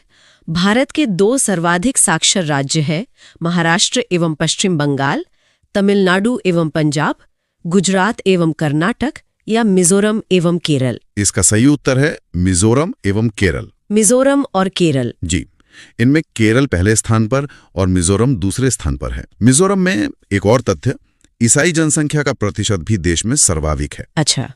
और सबसे कम साक्षर राज्य बिहार है। ठीक है। साक्षरता पर एक आखिरी सवाल। 2011 की जनगणना में साक्षरता ज्ञात करने हेतु किस आयु वर्ग के लोगों को सम्मिलित किया जाता है? 5 वर्ष या उससे अधिक आयु, 6 वर्ष या उससे अधिक आयु, 7 वर्ष या उससे अधिक आयु या 8 वर्ष या उससे अधिक आयु? इसका सही जवाब है 7 वर्ष या उससे अधिक आयु। 7 वर्ष या उससे अधिक, ये हम पहले भी डिस्कस कर चुके हैं। जी, यह एक मानक परिभाषा है ताकि आंकड़ों की तुलना की जा सके।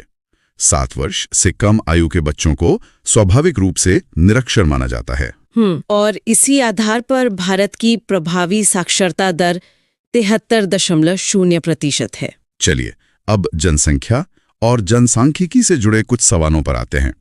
जनसंख्या वृद्धि पर अंकुश के लिए देवी रूपक योजना किस राज्य में चलाई जा रही है? विकल्प हैं छत्तीसगढ़, झारखंड, उत्तराखंड, हरियाणा। ये योजना हरियाणा में चलाई जा रही है। हरियाणा? जी, और हरियाणा उन राज्यों में से है जहां कोई अभिज्ञात जनजातीय समुदाय नहीं है। यह योजना भारत की जनसंख्या चुनौती को दर्शाती है, जो उच्च जन्म दर, निम्न मृत्यु दर के चरण में है। हरियाणा जनसंख्या घनत्व के मामले में भी देश के अग्रणी राज्यों में से है। ठीक है। अगला सवाल धार्मिक जनसंख्या पर है। भारत के किस राज्य में ईसाई जनसंख्या का प्रतिशत सर्वाधिक है? गोवा, मिजोरम, केरल या मणिपुर? इसका सही उत्तर है मिजोरम। मिजोरम। जी, और मिजोरम साक्षरता के मामले में भी देश में दूसरे स्थान पर है। यह दिखाता है कि भारत में धार्मिक और भाषाई विविधता कितनी व्यापक है। सही बात है। विकल्पों में दिए गए अन्य राज्यों जैसे गोवा और केरल में भी ईसाई आबादी का एक महत्वपूर्ण हिस्सा है, लेकिन प्रतिशत मिजोरम में सबसे ज्यादा है। ठीक है। अगला सवाल है जनांकीय संक्रमण मॉडल पर। जनांकीय संक्रमण मॉडल के अनुसार भारत निम्नलिखित में से किस चरण में है? निम्न जन्म दर, निम्न मृत्यु दर, निम्न जन्म दर, उच्च मृत्यु दर, उच्च जन्म दर, निम्न मृत्यु दर या उच्च जन्म दर, उच्च मृत्यु दर? भारत इस मॉडल के अनुसार उच्च जन्म दर, निम्न मृत्यु दर वाले चरण में है। उच्च जन्म दर, निम्न मृत्यु दर। जी, यही चरण जनसंख्या विस्फोट का कारण बनता है, क्योंकि मृत्यु दर तो चिकित्सा सुधारों के कारण कम हो जाती है, लेकिन जन्म दर ऊंची बनी रहती है। भारत की जनसंख्या इतिहास में 1921 को महाविभाजन का वर्ष कहा जाता है, जिसके बाद जनसंख्या लगातार बढ़ी। परंतु इसकी संपूर्ण मानव प्रजाति का 16% जनसंख्या है, संपूर्ण मानव प्रजाति का 17% जनसंख्या है, संपूर्ण मानव प्रजाति का 18% जनसंख्या है या संपूर्ण मानव प्रजाति का 28% जनसंख्या है? सही जवाब है संपूर्ण मानव प्रजाति का 17% जनसंख्या है। 17%? जी, और इस विशाल जनसंख्या का सबसे बड़ा हिस्सा उत्तर प्रदेश में रहता है, जहां लगभग 20 करोड़ लोग हैं। जनसंख्या घनत्व की दृष्टि से बिहार राज्यों में पहले स्थान पर है। और यह आंकड़ा भारत की जनसंख्या चुनौती और संसाधनों पर दबाव को रेखांकित करता है। तो अब जनसंख्या घनत्व पर आते हैं। भारत में जनसंख्या घनत्व की दृष्टि से बिहार का क्रम है केवल राज्यों में पहला, तीसरा, आठवां या नवां? इसका सही जवाब है पहला। पहला। जी, बिहार केवल घनत्व में ही नहीं बल्कि कुल जनसंख्या में भी तीसरे स्थान पर है, उत्तर प्रदेश और महाराष्ट्र के बाद। बिहार की अनुमानित आबादी 2011 में लगभग 10 करोड़ थी और उच्च घनत्व के साथ साथ बिहार की साक्षरता दर देश में सबसे कम है। अब अगला सवाल बिहार की जनसंख्या के प्रतिशत पर है। भारत की कुल जनसंख्या में बिहार की जनसंख्या का क्या प्रतिशत है? 8.60%, 10.21%, 12.52% या 16.5%? सही उत्तर है 8.60%। 8.6%। जी, यह प्रतिशत लगभग 10 करोड़ की आबादी से आता है। इसकी तुलना में उत्तर प्रदेश में देश की लगभग 16.5% आबादी रहती है। ठीक है। और बिहार जनसंख्या के मामले में भारत का तीसरा सबसे बड़ा राज्य है। ठीक है, तो 2011 में बिहार की आबादी कितनी थी? 2011 की जनगणना में बिहार की अनुमानित आबादी है 8 करोड़, 9 करोड़, 10 करोड़ या 14 करोड़? इसका सही जवाब है 10 करोड़। 10 करोड़? जी, यह आबादी भारत की कुल जनसंख्या का 8.60% है। सबसे अधिक आबादी वाला राज्य उत्तर प्रदेश है, जिसकी आबादी लगभग 20 करोड़ थी। और बिहार उत्तर प्रदेश और महाराष्ट्र के बाद तीसरा सबसे अधिक आबादी वाला राज्य है। अब बिहार में महिला साक्षरता की दर पर एक सवाल। 2011 की जनगणना के अनुसार बिहार में महिला साक्षरता की दर क्या है? 47.0%, 51.5%, 53.2% या 61.8%? इसका सही उत्तर है 51.5%। 51.5%, जो कि बहुत कम है। जी, ये भारत के सभी राज्यों में सबसे कम महिला साक्षरता दर थी। बिहार की कुल साक्षरता दर 61.8% थी, जो भी देश में सबसे कम है। सही। इसकी तुलना में केरल में महिला साक्षरता दर देश में सर्वाधिक है। ठीक है, अब देश के सर्वाधिक जनसंख्या वाले राज्य पर एक प्रश्न। जनगणना 2011 के अनुसार देश में सर्वाधिक जनसंख्या वाला राज्य कौन सा है, जहां लगभग 20 करोड़ लोग रहते हैं? विकल्प: उत्तर प्रदेश, मध्य प्रदेश, महाराष्ट्र, पश्चिम बंगाल। इसका सही जवाब है उत्तर प्रदेश। उत्तर प्रदेश। जी, दूसरा सर्वाधिक आबादी वाला राज्य महाराष्ट्र है और तीसरा सर्वाधिक आबादी वाला राज्य बिहार है। और उत्तर प्रदेश में अनुसूचित जाति की जनसंख्या भी देश में सर्वाधिक है। अब एक बहुत महत्वपूर्ण सामाजिक संकेतक लिंगानुपात पर बात करते हैं। जनगणना 2011 के अनुसार भारत में लिंगानुपात क्या है? प्रति 1000 पुरुषों पर 943 महिलाएं, प्रति 1000 पुरुषों पर 945 महिलाएं, प्रति 1000 पुरुषों पर 964 महिलाएं या प्रति 1000 पुरुषों पर 985 महिलाएं? सही जवाब है प्रति 1000 पुरुषों पर 943 महिलाएं। 943। जी, ये एक राष्ट्रीय औसत है और राज्यों के बीच इसमें काफी भिन्नता है। कम लिंगानुपात सामाजिक चुनौतियों का एक संकेतक है। बिल्कुल। और यह आंकड़ा जनगणना के महत्वपूर्ण सामाजिक संकेतकों में से एक है। अगला सवाल भारत के जनसंख्या इतिहास पर है।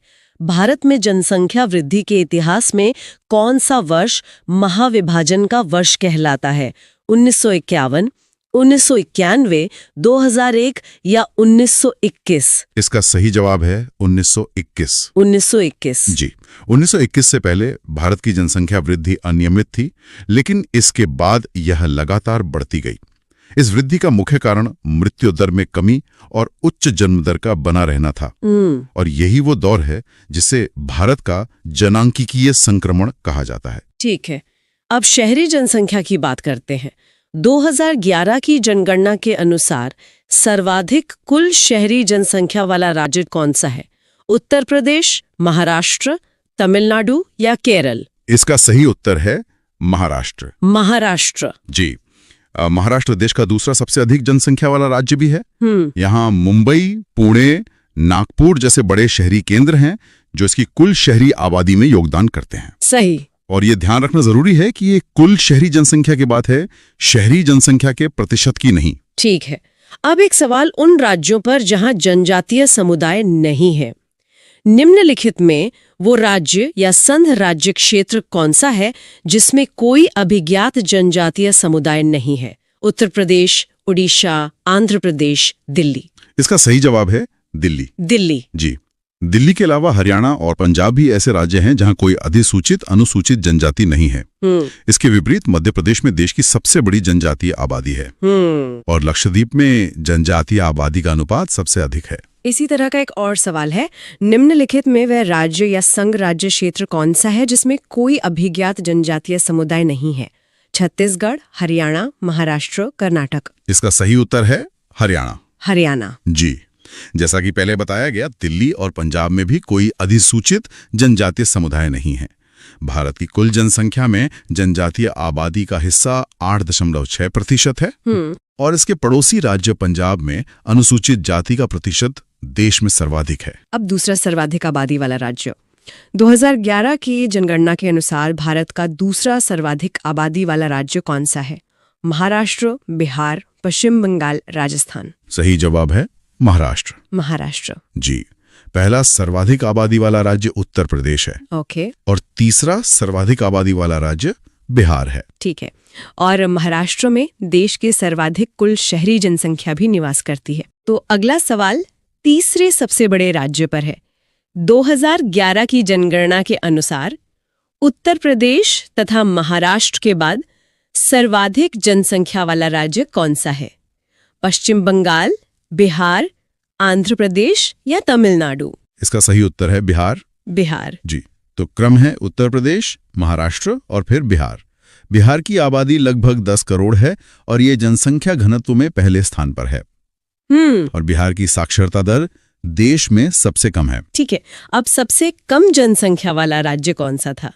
सन 2011 की जनगणना के अनुसार नीचे दिए गए राज्यों में से किसकी जनसंख्या न्यूनतम थी? विकल्प है सिक्किम, मिजोरम, गोवा, मेघालय। इसका सही जवाब है सिक्किम। सिक्किम। जी, सिक्किम भारत का सबसे कम आबादी वाला राज्य है। इसकी तुलना में भारत का सबसे अधिक आबादी वाला राज्य उत्तर प्रदेश है, जिसकी आबादी 20 करोड़ के करीब है। ये भारत के राज्यों के बीच जनसंख्या के विशाल अंतर को दर्शाता है। सवाल जो जनसंख्या घनत्व के क्रम पर है। वर्ष 2011 की जनसंख्या के अनुसार निम्नलिखित में से भारतीय राज्यों का कौन सा समूह जनसंख्या घनत्व का सही अवरोही क्रम दर्शाता है? हमारे पास 4 विकल्प हैं। पहला है पंजाब, महाराष्ट्र, तमिलनाडु, हरियाणा। दूसरा तमिलनाडु, पंजाब, महाराष्ट्र, हरियाणा। तीसरा पंजाब, तमिलनाडु, हरियाणा, महाराष्ट्र। और चौथा हरियाणा, तमिलनाडु, पंजाब, महाराष्ट्र। जी, इसमें जो सही अवरोही क्रम है वो है चौथा विकल्प, हरियाणा, तमिलनाडु, पंजाब और फिर महाराष्ट्र। हरियाणा, तमिलनाडु, पंजाब, महाराष्ट्र। जी, और ये ध्यान रखना महत्वपूर्ण है कि ये केवल दिए गए विकल्पों में से क्रम है। भारत में सबसे अधिक जनसंख्या घनत्व वाला राज्य बिहार है। जनसंख्या घनत्व का मतलब प्रति वर्ग किलोमीटर में रहने वाले लोगों की संख्या है। सही। और एक राज्य की कुल जनसंख्या अधिक हो सकती है, जैसे महाराष्ट्र की है, लेकिन उसका क्षेत्रफल बड़ा होने के कारण घनत्व कम हो सकता है। भारत के जो संघ राज्य क्षेत्र हैं, उनमें सबसे ज्यादा नगरीकृत मतलब सबसे ज्यादा अर्बनाइज्ड कौन सा है? विकल्प हैं चंडीगढ़, दिल्ली, पुडुचेरी और लक्षद्वीप। ये तो दिलचस्प सवाल है। मुझे लगता है इसका जवाब दिल्ली होना चाहिए। एकदम सही। सही उत्तर दिल्ली ही है। और देखिए, इसके पीछे के जो आंकड़े हैं वो काफी चौंकाने वाले हैं। अच्छा। हाँ, 2011 की जनगणना को देखें तो दिल्ली की लगभग 97.5% आबादी शहरी है। 97%? मतलब लगभग पूरी की पूरी दिल्ली ही शहरी है। बिल्कुल। और दिल्ली के ठीक बाद चंडीगढ़ का नंबर आता है। वैसे अगर राज्यों की बात करें तो गोवा सबसे ज्यादा नगरीकृत राज्य है और हिमाचल प्रदेश सबसे कम। ठीक है, तो अगला सवाल लेते हैं। भारत के राज्यों में से किस एक का जनसंख्या घनत्व मतलब पॉपुलेशन डेंसिटी सबसे कम है? हिमाचल प्रदेश, मेघालय, अरुणाचल प्रदेश या सिक्किम? इसका जवाब है अरुणाचल प्रदेश। अरुणाचल प्रदेश। और वहां घनत्व कितना कम है? बहुत ज्यादा कम। 2011 की जनगणना के हिसाब से अरुणाचल प्रदेश में प्रति वर्ग किलोमीटर सिर्फ 17 लोग रहते हैं। सिर्फ 17? हाँ, सिर्फ 17। जबकि पूरे देश का औसत 382 व्यक्ति प्रति वर्ग किलोमीटर है। और सोचिए, सबसे ज्यादा घनत्व वाला राज्य बिहार है, जहां यह आंकड़ा 1106 है। जमीन आसमान का फर्क है। बिल्कुल। अच्छा, एक और सवाल है। ये 4 शहर हैं, लुधियाना, कोची, सूरत और नागपुर। इनमें से कौन-कौन से शहर 10 लाख से ऊपर की जनसंख्या वाले हैं? तो ये चारों ही शहर 10 लाख से ऊपर की जनसंख्या वाले हैं। चारों? हाँ, ये सभी। 2011 की जनगणना में भारत में मिलियन प्लस शहर, मतलब 10 लाख से ज्यादा आबादी वाले शहर कुल 53 थे। 53। और इनमें सबसे ज्यादा शहर किन राज्यों में थे? सबसे ज्यादा 10 लाख ही नगर उत्तर प्रदेश और केरल में थे, दोनों में 7-7। चलिए अब उस राज्य की बात करते हैं जहां ग्रामीण जनसंख्या का प्रतिशत सबसे ज्यादा है। विकल्प हैं हिमाचल प्रदेश, बिहार, उड़ीसा या उत्तर प्रदेश। इसका सही जवाब हिमाचल प्रदेश है। हिमाचल प्रदेश। हमने अभी बात की थी कि वो सबसे कम नगरीकृत है। बिल्कुल। हिमाचल प्रदेश की लगभग 90% जनसंख्या गांव में रहती है। इसके बाद बिहार और असम का नंबर आता है। और इसका उल्टा देखें तो गोवा में ग्रामीण जनसंख्या का प्रतिशत सबसे कम है। अब एक सवाल उम्र को लेकर। भारत की आज की आबादी में 60 साल से ज्यादा उम्र वाले लोगों का प्रतिशत लगभग कितना है? 14-15%, 11-12%, 9-10% या 7-8%? इसका सही उत्तर है 7 से 8%। 7 से 8%। हाँ, हालांकि ये आंकड़ा 2011 की जनगणना के आसपास का है। अब तो ये प्रतिशत बढ़कर 10% से भी ज्यादा हो गया। अच्छा। और देखिए, आबादी में बुजुर्गों का बढ़ता प्रतिशत एक तरह से अच्छी स्वास्थ्य सेवाओं और जीवन प्रत्याशा में वृद्धि का संकेत भी है, पर फिर भी भारत को युवा देश ही कहते हैं। अब एक नीति से जुड़ा सवाल। भारत की राष्ट्रीय जनसंख्या नीति 2000 के अनुसार किस साल तक जनसंख्या स्थिरता, मतलब पॉपुलेशन स्टेबलाइजेशन, हासिल करने का हमारा लंबा लक्ष्य था? 2025, 2035, 2045 या 2055? इसका उत्तर है 2045। 2045। हाँ, लेकिन ये जानना जरूरी है कि इस लक्ष्य को अब बदल दिया गया है। इसे संशोधित करके 2070 कर दिया गया है। ओहो, मतलब 25 साल और आगे। जी। जनसंख्या स्थिरता का मतलब होता है जब जन्म दर और मृत्यु दर लगभग बराबर हो जाएं। इस नीति का एक बड़ा मकसद टोटल फर्टिलिटी रेट यानी TFR को 2.1 के लेवल पर लाना था। ठीक है। अगला सवाल। 2011 की जनगणना के आंकड़ों के आधार पर इनमें से किसकी जनसंख्या सबसे कम है? चंडीगढ़, मिजोरम, पुडुचेरी या सिक्किम? इसका सही जवाब है सिक्किम। सिक्किम। हाँ, 2011 में सिक्किम की जनसंख्या सिर्फ 6.1 लाख के करीब थी।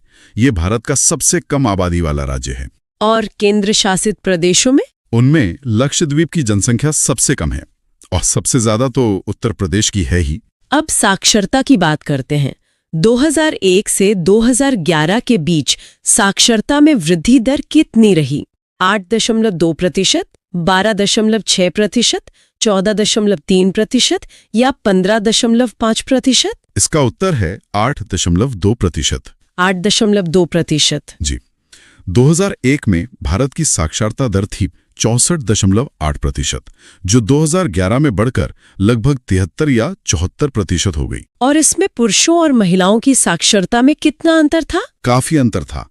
2011 में पुरुषों की साक्षरता दर करीबन 81% थी और महिलाओं की सिर्फ 64.6%। केरल हमेशा की तरह सबसे साक्षर राज्य रहा और बिहार सबसे कम।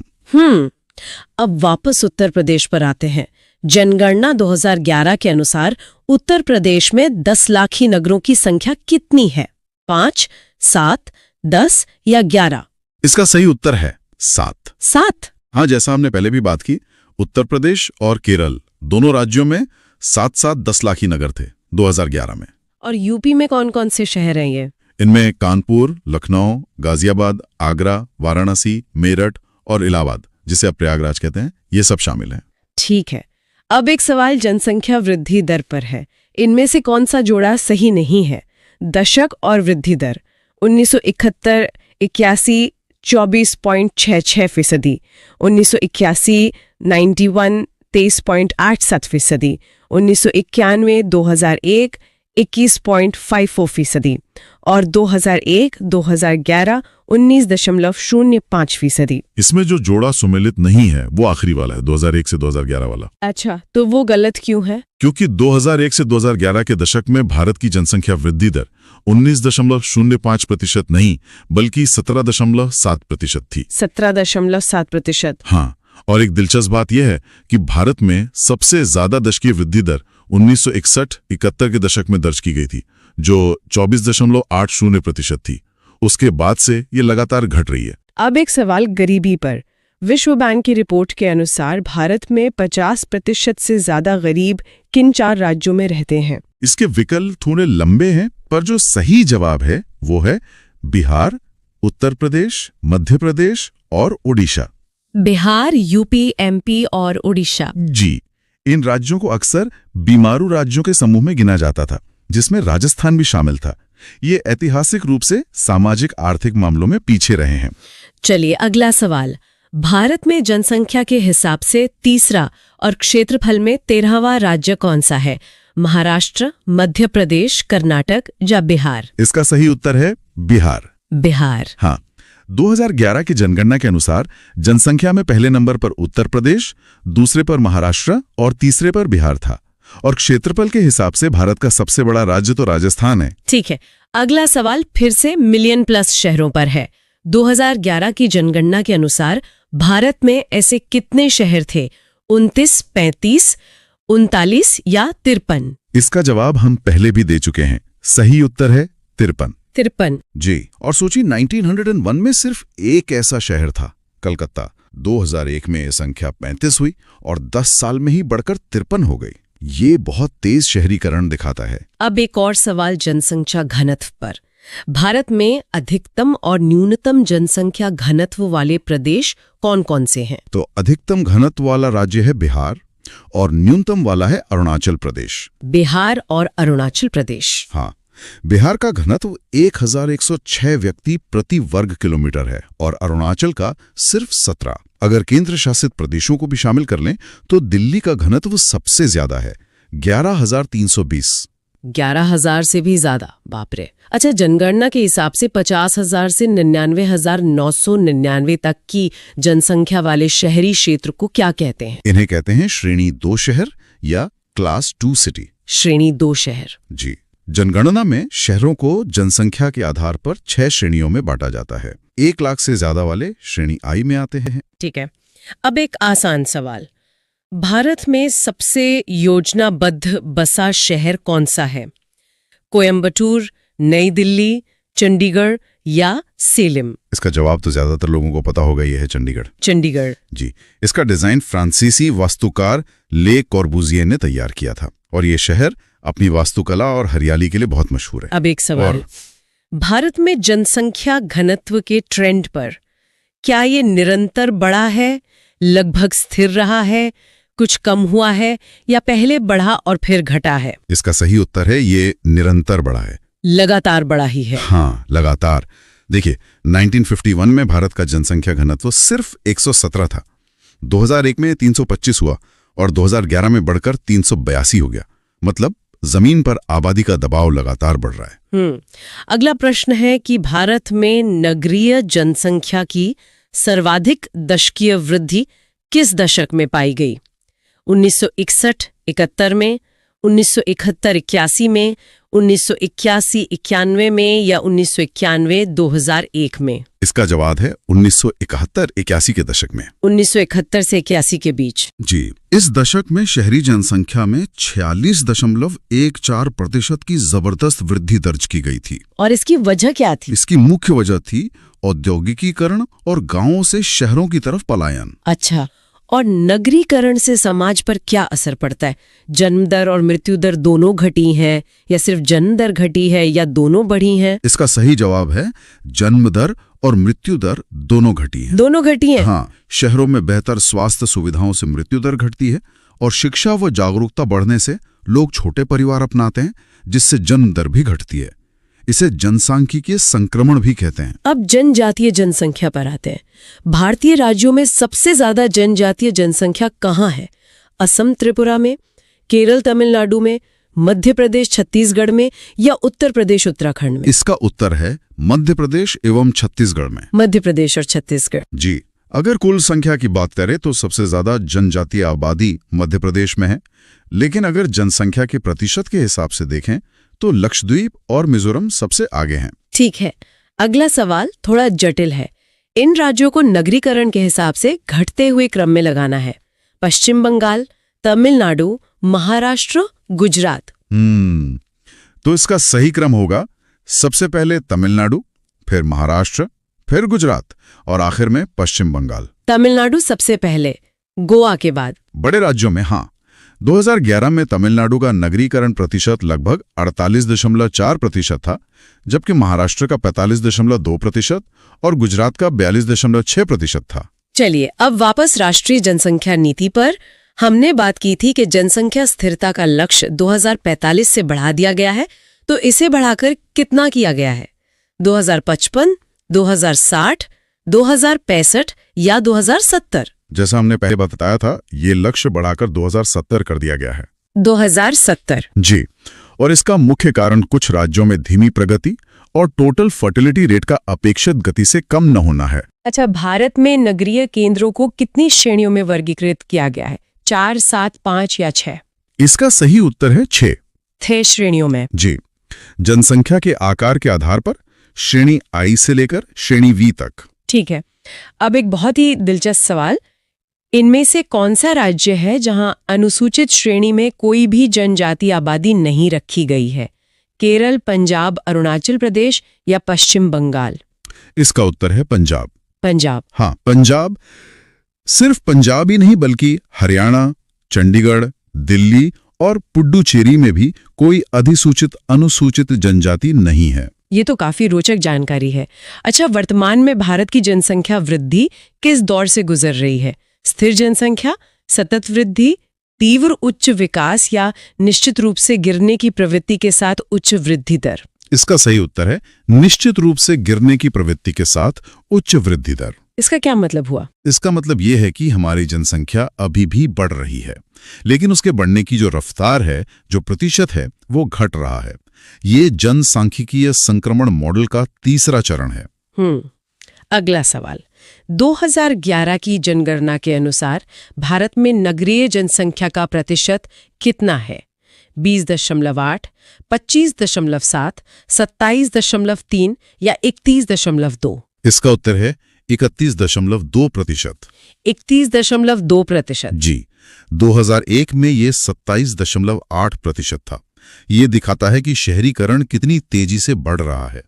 2011 में भारत के लगभग 37.7 करोड़ लोग शहरों में रहते थे। अब एक ऐतिहासिक सवाल, जनसंख्या के संदर्भ में किस एक साल को महान विभाजन का वर्ष या द ग्रेट डिवाइड कहा गया है?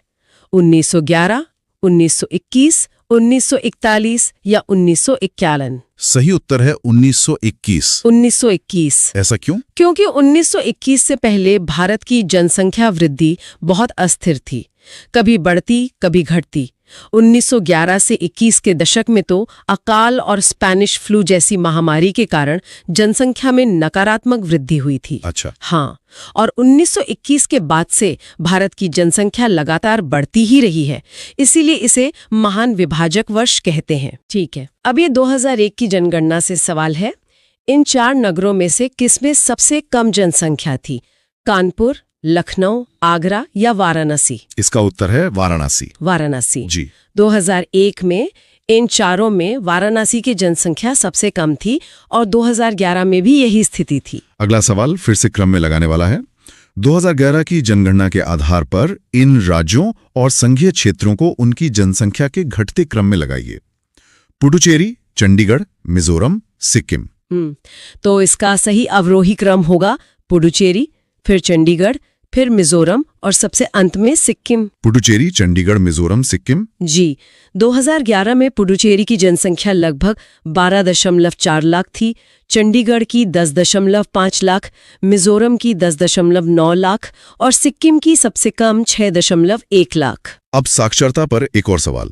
2011 की जनगणना के आधार पर इन राज्यों को साक्षरता के घटते क्रम में लगाइए। केरल, मणिपुर, तमिलनाडु, हिमाचल प्रदेश। इसका सही क्रम है सबसे पहले केरल, फिर हिमाचल प्रदेश, फिर तमिलनाडु और फिर मणिपुर। केरल, हिमाचल प्रदेश, तमिलनाडु, मणिपुर। जी।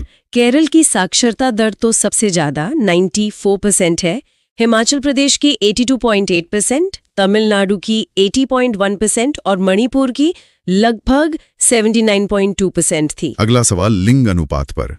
इनमें से किस एक संघ शासित क्षेत्र में लिंगानुपात 1000 से ऊपर है। पुडुचेरी, दिल्ली, चंडीगढ़ या लक्षद्वीप? इसका सही उत्तर है पुडुचेरी। पुडुचेरी। हाँ, 2011 की जनगणना में पुडुचेरी का लिंगानुपात 1037 था, मतलब प्रति 1000 पुरुषों पर 1037 महिलाएं। ये तो बहुत अच्छा है। बिल्कुल। राज्यों में केरल का लिंगानुपात सबसे ज्यादा है 1084। एक सवाल जो हम पहले भी छू चुके हैं। 2011 की जनगणना के अनुसार भारत में शहरों में रहने वाले लोगों की संख्या लगभग कितनी है? 37 करोड़, 33 करोड़, 35 करोड़ या 39 करोड़? इसका उत्तर है लगभग 37 करोड़। 37 करोड़? जी, सही आंकड़ा 37.7 करोड़ था, जो भारत की कुल 121 करोड़ की आबादी का 31.2% था। अब एक सवाल महिला साक्षरता पर। जनगणना 2011 के अनुसार भारत में स्त्री साक्षरता की दृष्टि से केरल के बाद दूसरा स्थान किस राज्य का है? मिजोरम, त्रिपुरा, गोवा या मेघालय? केरल के बाद दूसरा स्थान है मिजोरम का। मिजोरम। जी। केरल में महिला साक्षरता दर 92.1% है, जो देश में सबसे ज्यादा है, और मिजोरम में यह है 89.3% थी, जो दूसरे स्थान पर थी। अब प्रवास या माइग्रेशन पर एक सवाल। गांव से छोटे कस्बे और बाद में शहर तक लोगों के जाने को क्या कहते हैं? अंतर्राज्य प्रवास, अंतराराज्य प्रवास, चरणवार प्रवास या मजबूरन प्रवास? इसे कहते हैं चरणवार प्रवास या स्टेप वाइज माइग्रेशन। चरणवार प्रवास। जी। इसमें व्यक्ति सीधे बड़े शहर नहीं जाता, बल्कि छोटे छोटे शहरी केंद्रों से होते हुए आगे बढ़ता है। चलिए, अब आखिरी सवाल। जनगणना आकलन रिपोर्ट के अनुसार भारत विश्व का सबसे युवा देश है। वर्ष 2020 में भारतीयों की औसत उम्र क्या होगी? 27 वर्ष, 28 वर्ष, 29 वर्ष या 30 वर्ष? इसका सही उत्तर है 29 वर्ष। 29 वर्ष। जी। इसका मतलब है कि भारत की आधी आबादी 29 साल से कम उम्र की थी। इसी को जनसांख्यिकीय लाभांश या डेमोग्राफिक डिविडेंड कहते हैं। ये आर्थिक विकास के लिए एक बहुत बड़ा अवसर है। और अब एक प्रश्न आप सबके लिए। 2011 की जनगणना के अनुसार भारत का लिंगानुपात कितना था? अपना उत्तर नीचे कमेंट्स में जरूर बताइएगा। तो आज हमने भारत के जनसांख्यिकीय संकेतक और जनगणना आंकड़ों से जुड़े कुछ बहुत ही महत्वपूर्ण प्रश्न देखे। अगर ये चर्चा आपको अच्छी लगी हो तो इस वीडियो को लाइक करें, इसे शेयर करें और हमारे चैनल को सब्सक्राइब भी कर लें। आज के लिए बस इतना ही। बहुत जल्द मिलते हैं एक नए टॉपिक के साथ। नमस्कार। नमस्कार।